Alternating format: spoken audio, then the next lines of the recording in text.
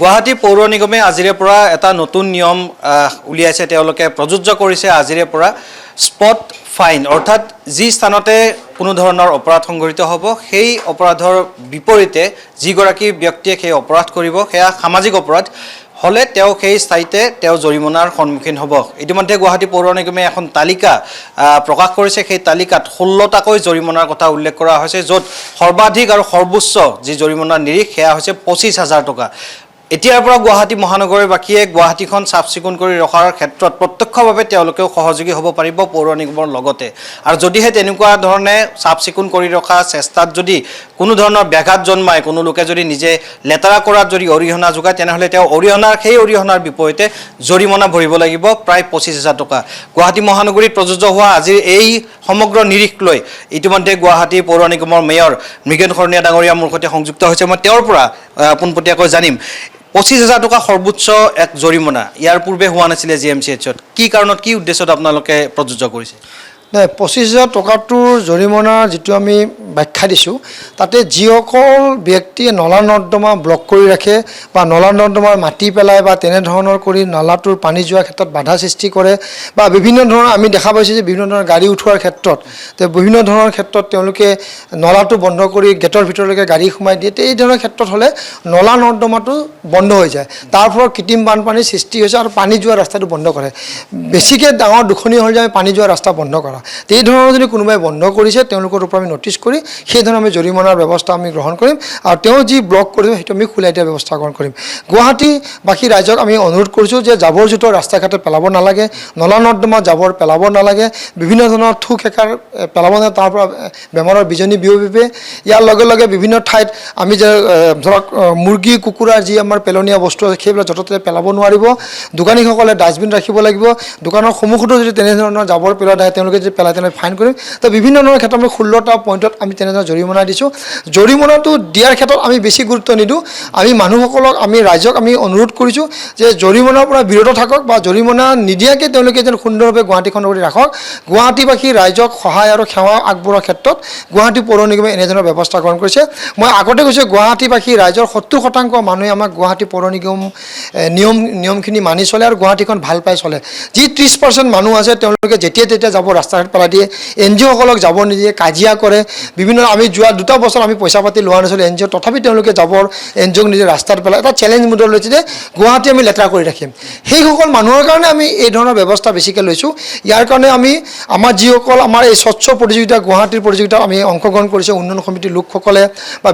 বিভিন্ন ধৰণৰ মহিলা সমিতি আমাৰ বিভিন্ন ধৰণৰ মন্দিৰ কমিটি নামঘৰ কমিটি বিভিন্ন ধৰণৰ NGO যি আমাক ইয়াতে সংযোগ কৰিছে তেওঁলোকক স্বচ্ছ প্ৰহৰী হিচাপে আমি এই অভিযানত আমি তেওঁলোকক আমি অংশগ্ৰহণ কৰাৰ কাৰণে আহ্বান কৰিছোঁ তেওঁলোকে গুৱাহাটীবাসী ৰাইজক সহায় কৰাৰ ক্ষেত্ৰত বা গুৱাহাটী পৌৰ নিগমৰ কামটো সোনকালে কৰি দিয়াৰ ক্ষেত্ৰত তেওঁলোকে আমাক সহায় সুযোগ আগবঢ়াব আৰু যিসকল সদাশয় ব্যক্তি তেনেধৰণৰ নলা নৰ্দমাত জাবৰ পেলোৱা হওক বা বিভিন্ন ধৰণৰ ফটো আমাৰ এক নম্বৰ আমি এটা মানে ঘোষণা কৰিম সেই নম্বৰ যদি হোৱাটছআপ যোগে এড্ৰেছ পৰ্যন্ত দি দিয়ে তেওঁলোকক আমি জৰিমনা তেওঁলোকক সেই বিৰুদ্ধে তেওঁলোকক জৰিমনা দিম আৰু যিসকলে আমাৰ ফটো তেনেধৰণৰ আমাৰ পঠাব পাৰে তেওঁলোকে আমাৰ সূচনাটো দিব বা তেনে জাননী দিব তেওঁলোকক আমি পুৰস্কৃত কৰিম তাৰপৰা ৰাইজৰ লগত থাকি ৰাইজৰ মাজত থাকি ৰাইজৰ সৈতে কাম কৰাৰ ক্ষেত্ৰত গুৱাহাটী পৌৰ নিগমে এই ধৰণৰ ব্যৱস্থা গ্ৰহণ কৰিছে সমূহ ৰাইজক আমি গুৱাহাটীখন ভাল পোৱা গুৱাহাটী আমাৰ দায়িত্ব আমাৰ যিটো আমাৰ শ্লোগান আছে সেই শ্লোগানৰ প্ৰতি লক্ষ্য ৰাখি তেওঁলোকে যেন কাম কৰে আৰু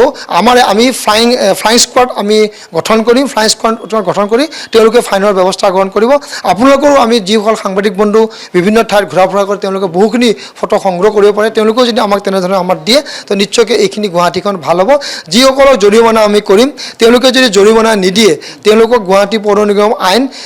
399 এক্টৰ মতে তেওঁলোকক আমি জৰিমনা কৰিব পাৰোঁ তেওঁলোকে যদি জৰিমনা নিদিয়ে তেওঁলোকৰ আমি প্ৰপাৰ্টি টেক্সত এইটো আমি সন্নিৱিষ্ট কৰি আমি সংগ্ৰহ কৰিব পাৰিম আৰু যদি তেনে নিদিয়ে তেওঁলোকৰ হোল্ডিং নম্বৰ আমি তেওঁলোকৰ কেঞ্চেল কৰাৰ ব্যৱস্থা গ্ৰহণ কৰিম আৰু ইয়াৰ লগে যিবোৰ গুৱাহাটী বাসিন্দা নহয় তেওঁলোকক আমি গুৱাহাটী পৌৰ নিগম আইন আৰু পুলিচ আইনৰ মতে তেওঁলোকক আমি বিহিত ব্যৱস্থা গ্ৰহণ কৰিম এতিয়া আপুনি উল্লেখ কৰিছে যে জৰিমনাও বিহা হ'ব লগতে যোনে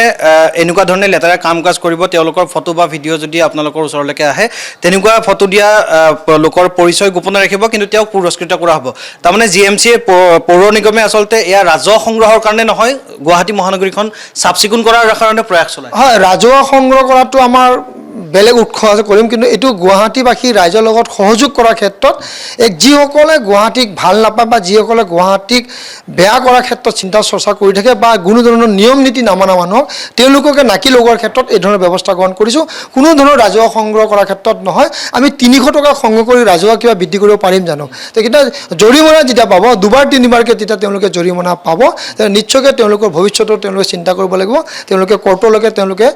যাবলৈ বাধ্য হ'ব লাগিব। এই ধৰণৰ ব্যৱস্থা চিন্তা কৰিছোঁ। আমি কোৱা নাই যে জৰিমনা সকলো দিয়ে, জৰিমনাৰ পৰা বিৰত থকাৰ ক্ষেত্ৰত গুৱাহাটীবাসী ৰাইজক আমি আহ্বান জনাইছোঁ। ইয়াতে উল্লেখ কৰিব লাগিব 5 টকীয়া পাণ বা 5 টকীয়া তামোল এখন খাই যদি ৰাজহুৱা স্থানত যদি পিকাই যদি লেতেৰা কৰে তেওঁৰ জৰিমনা কিমান হ'ব? 300 টকা। 300 টকা হ'ব। কিন্তু আপোনালোকে চাওক, যেতিয়া আমি বেলেগ ৰাজ্যৰ চহৰত যাওঁ, আমি সকলোৱে সজাগ হৈ যাওঁ যে আমি ইয়াত পিক নেপেলাওঁ। ষ্টেচনত আমি চাউথৰ ফালে যদি যাওঁ, আমি ষ্টেচনত এটা টুকুৰা কাগজো নেপেলাওঁ। যদি আমাৰ বাহিৰৰ ৰাজ্যত যদি আমি যদি সতৰ্কতা হ'ব পাৰোঁ, তেতিয়া আমাৰ নিজৰ গুৱাহাটীত আমি কিয় হ'ব নোৱাৰোঁ? এয়া তামোল খাই তেওঁলোকে জাগাত যদি পিক পেলাব পাৰে বিচাৰে, পেলাক। য'তে ত'তে পিক পেলাই নিচিনা শেখৰ গুটখা খাই পেলাই য'তে ত'তে পিক পেলাই, ইমান ধুনীয়া ৰং কৰা হৈছে, তাতে তেওঁ পিক পেলাই আছে। সেইখিনি বস্তু যেতিয়া আমি ধৰিম, তেওঁলোকে ভাবিছে যে আমি ধৰা নপৰিব পাৰোঁ। কিন্তু আমাৰ সজাগ হৈ ব্যক্তিৰ সহযোগত, ৰাইজৰ সহযোগত তেওঁলোকক ধৰি পেলাই জৰিমনা বিহাম। পদপথত থকা বিভিন্ন দোকানো দেখিবলৈ পোৱা যায়। কুকুৰা মাংসই হওক বা ছাগলী মাংসই হওক, তেনেকুৱা বিক্ৰী কৰা যিখিনি অৱশিষ্ট অংশ থাকে, সেই অংশখিনিও পেলাই দিয়া, তেনেকুৱা ধৰণৰ ক্ষেত্ৰতো আপোনালোকে বাধা আৰোপ কৰিছে বা জৰিমনা বিহিব? হয়, তেনেধৰণৰ ব্যৱস্থা যিবিলাক মানে মাংস মাছৰ যি বাকলি আছে বা পেলনীয়া বস্তু কিন্তু ৰাস্তা ঘাটে পেলাব, তেওঁলোকক আমি 2000 টকাকৈ ফাইন আমি কৰিছোঁ। আৰু তেওঁ দোকান য'ৰ পৰা বিক্ৰী কৰিব, তেওঁলোকৰ দোকানৰ লাইচেঞ্চ বা তেনেধৰণৰ যদি বহি আছে তেওঁলোকক উঠাই দিয়া হ'ব। আৰু তেওঁলোকৰ লাইচেঞ্চো আমি মানে বাতিল কৰাৰ ব্যৱস্থা গ্ৰহণ কৰিম। বিভিন্ন স্বাস্থ্যখণ্ডৰ সৈতে জড়িত বিভিন্ন ক্লিনিকছ হওক বা অন্য তেনেকুৱা প্ৰতিষ্ঠান হওক, হেল্থ কেয়াৰৰ সৈতে জড়িত থকা বিভিন্ন তেনেকুৱা ধৰণৰ কেমিকেলছ তেওঁলোকৰো কিছুমান ব্যৱহাৰ হয়। সেইবিলাকো আমি GMCৰ সাধাৰণ যিবিলাক নিষ্কাশন ব্যৱস্থা, তাত তেওঁলোকৰ পেলোৱা দেখিবলৈ পাওঁ। যদি নিয়ম বহিৰ্ভূতভাৱে পেলাই তেওঁলোকৰ বাবে 5000 টকা কিমান? হয়, নিশ্চয়কৈ বহুতো আমাৰ লেবৰেটৰী আছে, বহুতো আমাৰ নাৰ্ছিং হোম আছে, তেওঁলোকক আমি সেইখিনি মানে নোহোৱা কৰাৰ ক্ষেত্ৰত সদায় আমি তেওঁলোকৰ দায়িত্বত আমি উনিকিয়াই থাকোঁ। সেই ধৰণৰ বস্তু যদি তেনেকৈ হয়, তেনেহ'লে তেওঁলোকক আমি সেইবিলাকৰ পৰা বীজাণুৰ পৰা আমাৰ বেমাৰ বিয়পিব পাৰে। তো সেইখিনি যেন নকৰে তেওঁলোকক আমি আহ্বান জনাইছোঁ। প্ৰথমতে যদি তেওঁলোকে ব্যৱস্থা, তেওঁলোকে 5000 টকা পৰ্যন্ত তেওঁলোকক আমি ফাইন কৰাৰ ব্যৱস্থা গ্ৰহণ কৰিম। প্ৰতিষ্ঠানৰ বিৰুদ্ধে লাইচেঞ্চৰো কিবা তেনেকুৱা কেঞ্চেল হ'ব, তেওঁলোকৰ প্ৰতিষ্ঠানটো বন্ধ হ'ব, তেওঁলোকৰ নাৰ্ছিং হোম বন্ধ হৈ যাব পাৰে। কাৰণ গুৱাহাটীত তেওঁলোকে ৰোগী চিকিৎসা কৰাৰ ব্যৱস্থা গ্ৰহণ কৰিব লাগে, কিন্তু ৰোগী যেন বৃদ্ধি কৰাৰ ক্ষেত্ৰত ব্যৱস্থা গ্ৰহণ কৰিব নালাগে। সেইকাৰণে সেই পেলনীয়া বস্তুখিনি নিৰ্দিষ্ট তেওঁলোকে ডিছপ'জ যেনেকৈ কৰিব লাগে তেনেকৈ কৰি পেলাই তেওঁলোকক দিয়াৰ ক্ষেত্ৰত ব্যৱস্থা গ্ৰহণ কৰক, অন্যথা তেওঁলোকে ফাইনৰ সন্মুখীন হ'ব আৰু তেওঁলোকৰ ব্যৱসায় প্ৰতিষ্ঠানো বন্ধ কৰাৰ ক্ষেত্ৰত আমি ব্যৱস্থা গ্ৰহণ কৰিম। এয়া আছিলে গুৱাহাটী পৌৰ নিগমৰ মেয়ৰ মৃগেন শৰণীয়া। ইতিমধ্যে স্পষ্ট ৰূপত উল্লেখ কৰিছে যে গুৱাহাটী মহানগৰীত প্ৰৱেশ কৰাৰ পাছত যদিহে আপুনি 5 টকীয়া এখন তামোল বা পাণ এখন খাই যদি পিকাই ৰাজপথ যদি লেতেৰা কৰে, তেনেহ'লে আপোনাৰ 300 টকা পৰ্যন্ত জৰিমনা হ'ব পাৰে আৰু লগতে আইনী ব্যৱস্থাৰ আপুনি সন্মুখীন হ'ব পাৰে। গতিকে নিশ্চয়কৈ ইয়াৰ পৰৱৰ্তী আজিৰে দিনটোৰ পৰা যিহেতু প্ৰযোজ্য হৈছে গুৱাহাটী পৌৰ নিগমৰ এই 16 টকাকৈ জৰিমনাৰ এক নতুন নিৰিখ, আপোনালোকে গুৱাহাটীত প্ৰৱেশ কৰা সময়ছোৱাত চাফ চিকুণতা বজাই ৰখাৰ বাবে ইতিমধ্যে মৃগেন শৰণীয়াই আহ্বান জনাইছে। গতিকে আমি নিউজ লাইভৰ জৰিয়তে প্ৰতিগৰাকী দৰ্শকলৈ আমি এয়া আহ্বান জনাম যে আমাৰ গুৱাহাটী মহানগৰখন যাতে নিজৰ বুলি ভাবি চাফ চিকুণ কৰি ৰাখে।